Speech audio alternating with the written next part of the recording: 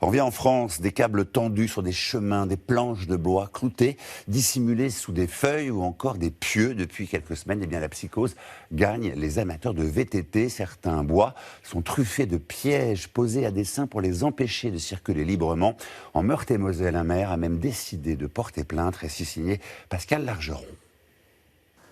Pour ce groupe d'amis, les sorties VTT hebdomadaires n'ont plus tout à fait la même saveur. On y va!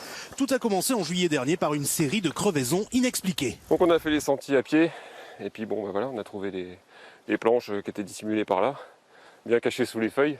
Des planches équipées de clous ou d'énormes vis comme celle-ci, placées à des endroits stratégiques, impossibles à repérer. C'est dangereux pour nous, c'est dangereux, il y a des gens qui viennent courir, il y a des gens qui viennent se promener avec leurs chiens. C'est ce qui nous a poussé un peu à réagir, pour pas que la situation se dégrade. Ça devenait vraiment critique et dangereux. Ces pièges à VTTistes ont été soigneusement recensés. Le maire du village où se trouve la forêt les garde comme pièce à conviction et a décidé de porter plainte contre X.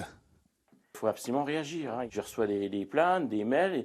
Et moi, en tant que maire, je suis obligé de prendre des dispositions pour que ça cesse. Ces actes de malveillance ne sont pas nouveaux, mais ils se multiplient ces dernières semaines et surtout franchissent un cap dans leur dangerosité.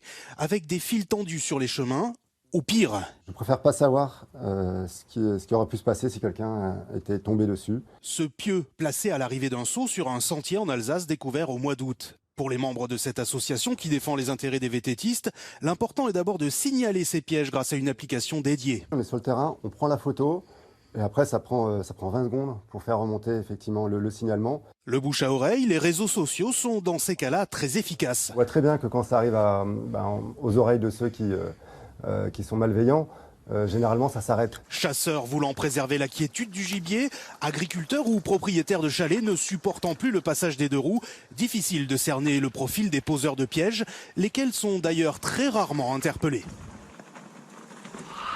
L'opéra